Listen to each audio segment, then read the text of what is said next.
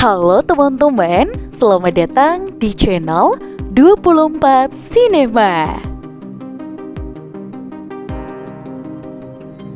Di awal film kita diperlihatkan seorang pria yang kelihatan tangguh.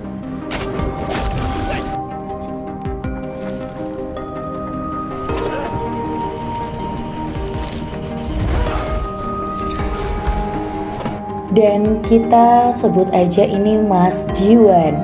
Dirinya diperintahkan oleh sang paman untuk berburu hewan yang masih hidup di situasi apokalips yang seperti ini. Tapi memang sayangnya hewan yang masih hidup hanya tersisa reptil seperti buaya.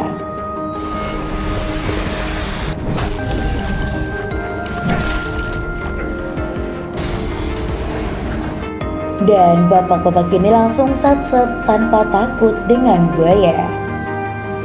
Karena Jiwan terlalu penakut, pamannya yang bernama Namsan pun harus ikut turun tangan membantu Jiwan menghabisi buruannya. Setelah itu mereka menjual buaya tadi di camp pengungsian tempat mereka tinggal. Karena efek perang apokalips yang terjadi, semua orang di camp ini tidak mempunyai pilihan lain untuk bertahan hidup. Bahkan jika mereka harus memakan daging hewan yang aneh sekalipun, mereka rela menukarkan harta yang paling mereka sayangi demi mengisi perut mereka yang kelaparan.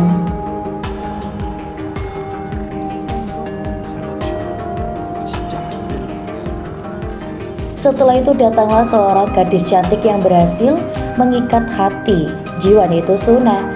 Dia bersama sang nenek ikut mengantri untuk menukarkan barang berharga mereka demi sepotong daging itu. Terlihat di sini dia seperti sedang memberikan kayak bidikan dari kertas yang sedang memburu seekor rusa. Hal itu membuat Namsan terharu dan membuatkan dia memberikan daging yang lebih. Namun karena percakapan itu tiba-tiba datanglah segerombolan bandit yang mengaku bahwa mereka adalah kelompok patroli keamanan daerah itu. Dengan lantang salah satu dari mereka, kita sebut saja Brindil, meneriakkan bahwa mereka mencari seseorang bernama Namsan. Satu persatu dari kerumunan itu pun ditunjuk oleh Brindil. Namun ketika mereka salah menarik orang, bapak-bapak tersebut pun marah dan mencekik anak buah Brindil. Tapi tiba-tiba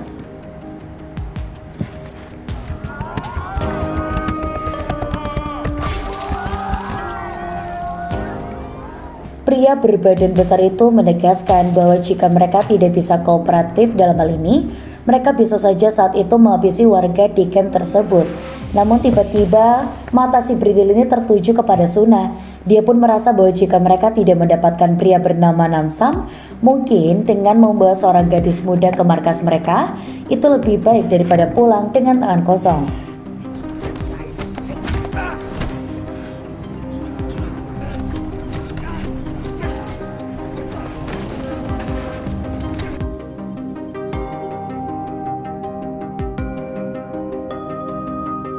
Melihat jiwanya yang dikebuki pun, Namsan tidak bisa biasa saja. Dia datang untuk menghampirinya dan di sini salah satu dari mereka malah menarik Namsan dan berkata bahwa tukang daging miskin dan juga gendut tidak perlu ikut campur dalam urusan mereka.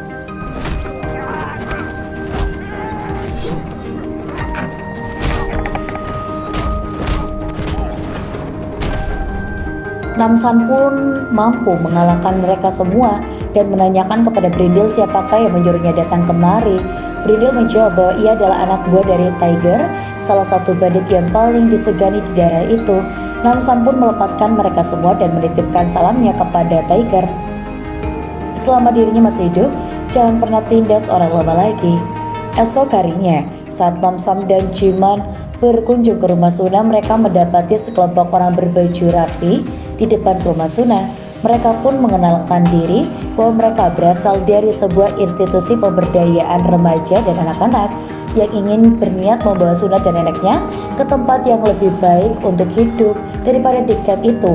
Mendengar itu, mereka pun sedih sekaligus juga bahagia bahwa dua orang yang sudah mereka anggap keluarga akan mendapatkan tempat hidup yang lebih layak. Dengan hati yang ikhlas, Jiwan menerima lukisan dari Suna dan bilang bahwa Jiwan ingin Suna menjaga diri dan neneknya dengan baik, dan suatu saat kelak mereka harus bertemu lagi.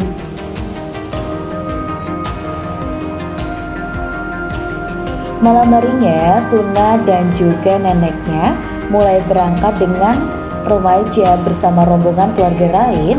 Di tengah jalan, nenek Suna mengeluhkan bahwa sakit rematik di kakinya telah kumat dan ia membutuhkan istirahat sejenak agar bisa meneruskan perjalanan lagi.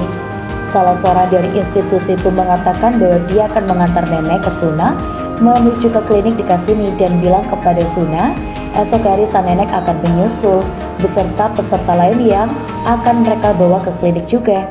Tidak lama setelah itu ternyata mereka sudah dijemput mobil yang akan membawa mereka ke lokasi. Namun Suna bertanya jika di sini untuk tempatnya mengeluh sakit tadi, kenapa sang nenek harus menuju ke klinik. Ibu-ibu ini, sebut saja Yanti, menjelaskan bahwa keselamatan sang nenek dan peserta lain lebih diutamakan. Oleh karena itu, mendatangi klinik di saat genting seperti tadi adalah pilihan yang paling bijak yang bisa mereka lakukan. 자, 이제 다 왔습니다.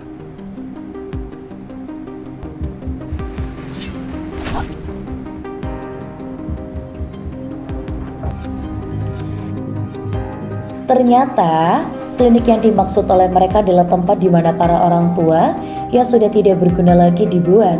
Ya, di masa ini ya serba kekurangan, orang tua hanya dianggap sebagai beban masyarakat yang tidak berguna lagi karena usia mereka.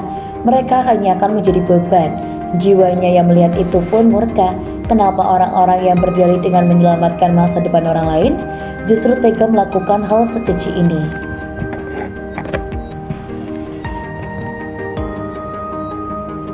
Ternyata para komplotan ini tidak mati walaupun sudah tertusuk di bagian jantungnya. Mereka masih bisa hidup, bahkan menyerang balik Jiwon dan juga Namsan, hingga tiba-tiba muncul seorang perempuan menyelamatkan mereka berdua. Wanita ini bernama Anho dan ternyata dia adalah mantan pasukan khusus Korea yang di sini keluar karena skandal yang terjadi di pemerintahan Korea. Waktu itu setelah kejadian perang apokalips di sebuah apartemen yang masih berdiri, tiba-tiba datang seorang dokter bernama Gisu yang berkata bahwa ia memiliki sebuah obat untuk menyembuhkan berbagai macam penyakit dan membangun ulang peradaban yang sudah mati ini. Namun Anho yang menyadari bahwa eksperimen yang dilakukan oleh Gisu ternyata mengakibatkan banyak sekali korban berjatuhan, terutama anak-anak dan remaja. Oleh karena itulah Anho tidak menyetujui apa yang Gisu rencanakan ke depannya. Tapi rekan Anho yang bernama Komandan Wong tiba-tiba melihat hal itu. Anho pun melakukan perlawanan, namun tetap saja perlawanan yang ia lakukan terasa sia-sia. Ia pun hanya bisa kabur dan mencari tempat aman untuk berlindung. Mendengar hal itu, Namsan menanyakan apa yang Anho inginkan dari Jiwon. Anho menjawab bahwa ia membutuhkan bantuan dari Namsan dan juga Jiwon untuk membebaskan warga yang disandra dan dijadikan eksperimen di apartemen itu. Atau mungkin Namsan lebih mengenali tempat itu sebagai institusi pemberdayaan remaja dan anak-anak. Jiwon yang mendengar hal itu pun langsung panik dan bilang mereka harus segera mungkin menyelamatkan Suna dan juga neneknya sekarang juga. Jiwon pun langsung ditenangkan oleh Anho dan bilang kalau mereka harus menyusun rencana dengan matang, kalau tidak kita bisa mati sia-sia. Mendengar hal itu, Namsan seperti mengetahui siapa orang yang tepat untuk membantu mereka. Di sisi lain, Suna pun sampai di apartemen tempat di mana ia dijanjikan memiliki hidup yang lebih baik. Saat di sana terlihat Dr. Gisu yang keluar dari apartemen lalu memberikan pidatonya bahwasanya anak-anak dan remaja adalah harapan dan masa depan bangsa. Oleh karena itu, mari kita semua lindungi para anak remaja untuk kembalinya peradaban dunia yang lebih baik. Setelah itu, para anak-anak dipisahkan dari orang tuanya. Mereka menjelaskan bahwa para anak memiliki keistimewaan demi kembali peradaban dunia. Oleh karena itu, mereka harus dipisahkan dari orang tuanya.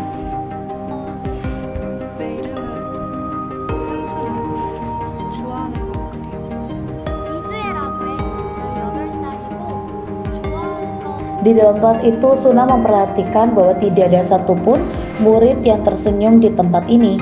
Terlihat wajah mereka semua merasakan tekanan yang begitu besar dan seolah mereka semua telah mengalami sebuah trauma yang amat dalam selama di sini.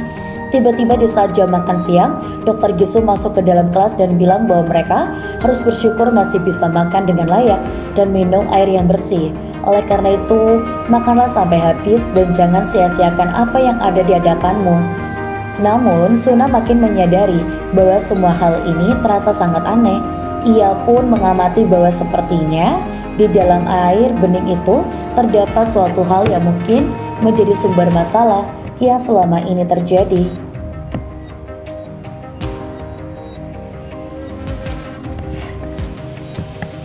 Malam harinya saat murid lainnya tertidur, Suna yang masih bangun itu pun segera bergegas mencari tahu apa yang disembunyikan di tempat ini selama ini.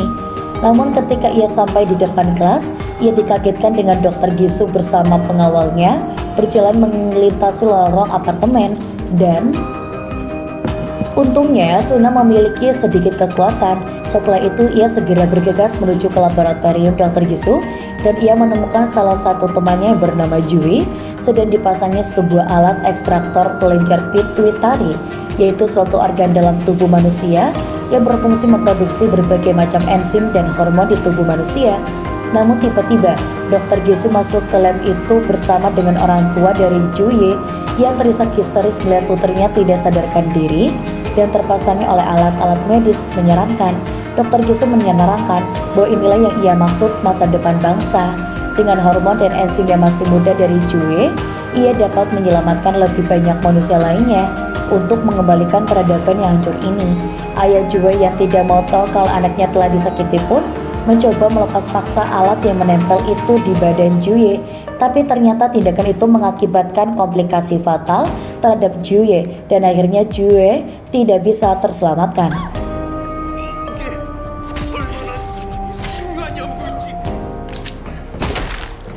Di sisi lain, Namsan, Jiwan, dan Anaho sampai di markas orang yang mereka cari, yaitu 저 고릴라 새끼 잡 내가 너의 봐 죽으면은 고릴라 잡아!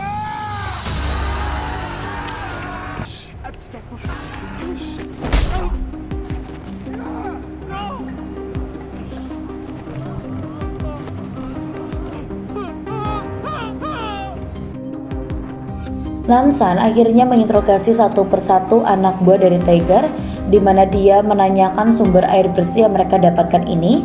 Satu persatu anak buah Tiger tidak ada yang tahu jawabannya, dan mereka pun langsung dihabisi oleh Namsan. Namun saat gilirannya tiba, Tiger langsung menjelaskan bahwa selama ini mereka dibiayai oleh orang-orang yang tinggal di sebuah apartemen tidak jauh dari sini.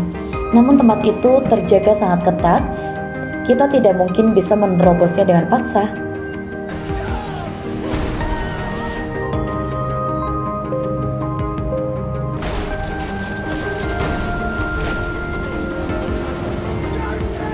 Setelah aksi tersebut, mereka pun langsung dikepung oleh seluruh prajurit penjaga yang ada di sana. Namsan, Jiwan, dan Anho pun melawan mereka semua dengan sangat epik.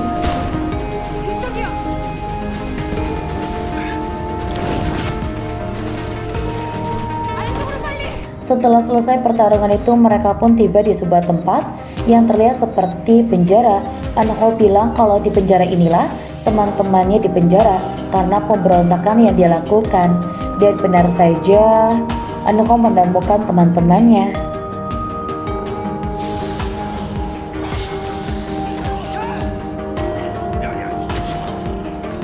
Di sisi lain, Dr. Gisu melakukan ekstraksi cairan dari Suna. Namun di tengah-tengah prosesi tersebut, tiba-tiba yang dia maksud dengan panik dan bilang kepada Dr. Gisu bahwa sedang terjadi kekacauan di bawah dan mereka harus segera kabur dan mengamankan dari pengacau itu. Dan Dr. Gisu yang mendengar itu pun langsung mengumumkan semua penghuni apartemen dan jangan keluar kemanapun jika mereka masih ingin hidup. Lalu di sini Dr. Gisu kepada Jiwan, Namsan, dan juga Anho bahwa jika kalian ingin menyelamatkan teman kalian, maka kalian sudah terlambat. Namsan yang mendengar itu pun langsung bergegas meminta Jiwan dan Anho berpencar di ruangan tempat tersebut, dan Namsanlah yang akan mengusir para prajurit yang ada di sini.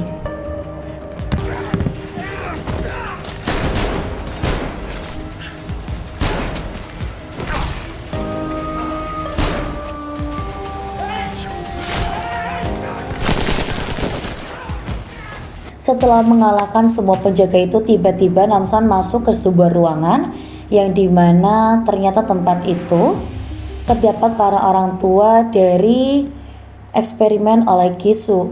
Mereka semua dipaksa untuk bekerja tanpa henti untuk menyuling air bersih dan membuat makanan untuk para anak mereka. Namun dengan kedatangan Namsan ini membuat mereka melihat secara harapan untuk berketemu kembali dengan anak-anak mereka. Di sisi lain, anak Lo yang berpencar dengan Namsan dan Jiwon pun dihadang oleh Komandan Kon dan berkata bahwa jika seharusnya mereka bisa membuat kehidupannya lebih baik di masa depan jika anak Lo tidak pernah melakukan pemberontakan itu. Tapi karena anak Ho menampik kata-kata itu dan bilang kalau Kwon hanya dikuasai oleh kerakusan dan ketamakannya sebagai pengusaha, ya sama seperti dengan halnya Dr. Gisu, orang yang rakus, yang hanya ingin hasrat pribadi dirinya sendiri saja, bukan kepentingan banyak orang, dan akhirnya pertarungan maut antara mereka pun tak bisa terelakkan lagi.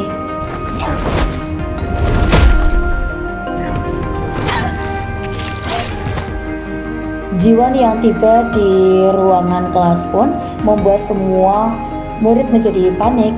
Jiwon langsung bertanya kepadanya di mana ruangan Gisu melakukan eksperimen itu, dan dia pun berjalan menuju ke ruangan Gisu.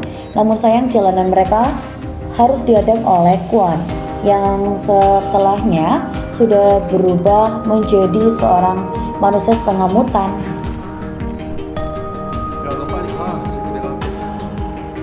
Kedatangan Namsan merupakan suatu hal bagi Jiwon dan menuju tempat Suna berada. Di sini Kwon yang melihat Namsan begitu percaya diri bisa mengalahkan dirinya itu pun bilang bahwa Kwon saat ini bukan manusia biasa. Namsan tidak bisa membunuhnya dengan cara apapun karena dia sekarang bisa meregenerasi tubuhnya secepat kilat. Oleh karena itu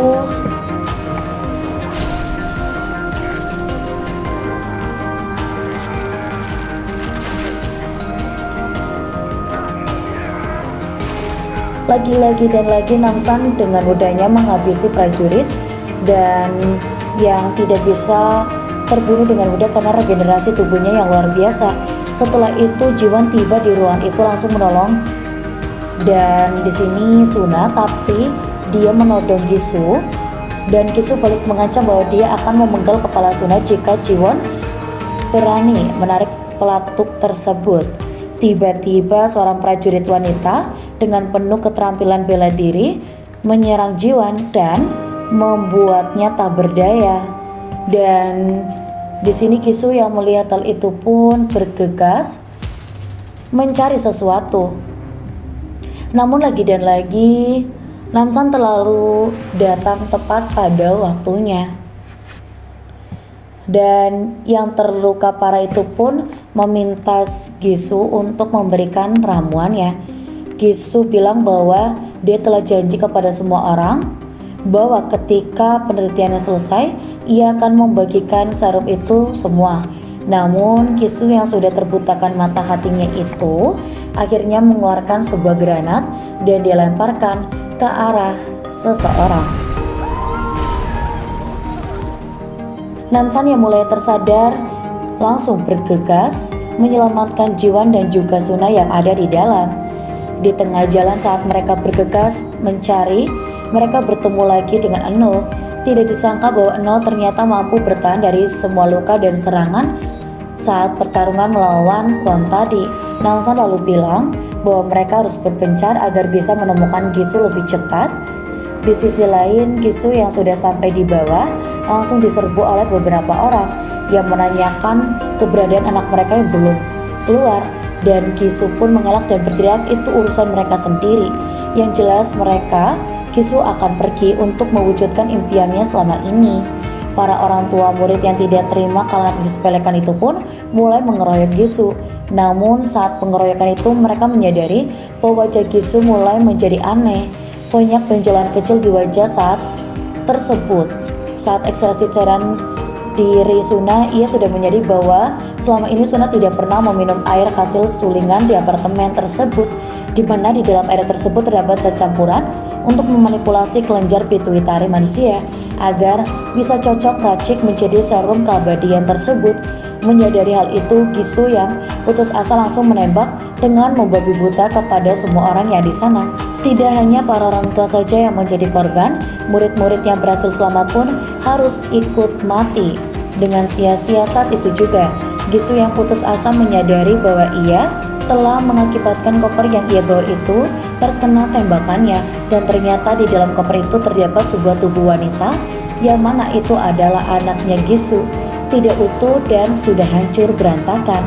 Gisu hanya bisa menangis dan dia minta maaf karena kerja kerasnya selama ini untuk hidupnya kembali telah gagal.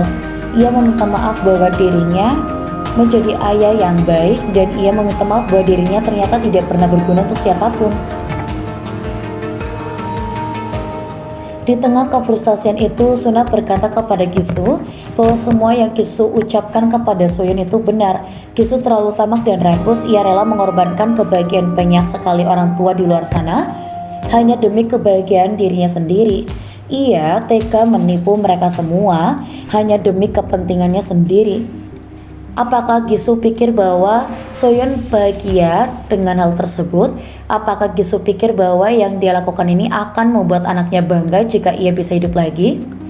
Apakah Gisu tidak pernah berpikir bahwa anaknya tidak akan kecewa? Anaknya tahu bahwa ayahnya adalah seorang psikopat menjijikan. Ia memanfaatkan orang lain hanya demi kesenangan dirinya sendiri.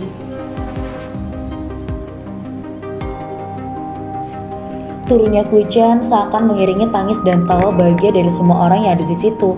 Semua rentetan peristiwa ini menyadarkan mereka semua bahwa untuk mencapai kebahagiaan diri sendiri tidak perlu harus mengorbankan kebahagiaan orang lain. Untuk bisa hidup bahagia hanya cukup untuk bersama dengan orang-orang yang disayangi, tidak perlu berlebihan. Entah cukup memberikan apapun yang bisa kita kasih selama hidup.